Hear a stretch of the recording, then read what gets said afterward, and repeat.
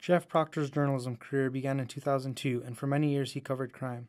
He has covered many stories in the Albuquerque area, but there is one case that has changed his perspective the most.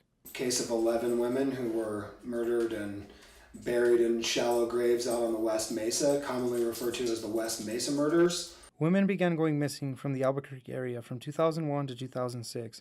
It wasn't until 2007 that the case received its first media attention, and in 2009 a lady was walking her dog when she found a human femur bone. For the next 11 months, 11 bodies were found in an undeveloped lot near 118th Street and Dennis Chavez. Police have identified potential suspects, but the murders remain unsolved. This is one of the largest unsolved serial killer cases in American history, and it happened in a city where for a long time I covered crime. It was kind of, the stories were, how big is this going to be?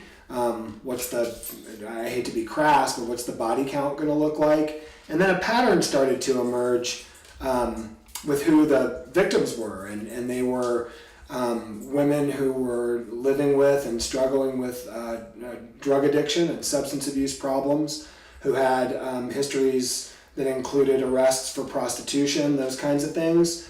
So the story shifted, obviously, at that point, and it raised a million questions about how could there have been an active serial killer in the city of Albuquerque and y'all didn't know about it, or you weren't telling the public or warning the public that something like this might have been happening.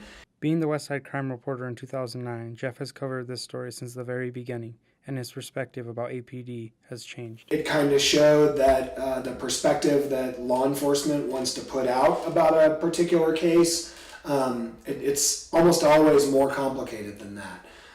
It's incumbent on journalists to go get as many different perspectives for that kind of story, or really any kind of story, as they possibly can, and not just repeat what the police say. Reporting for New Mexico Newsport, I'm Jacob Leyba.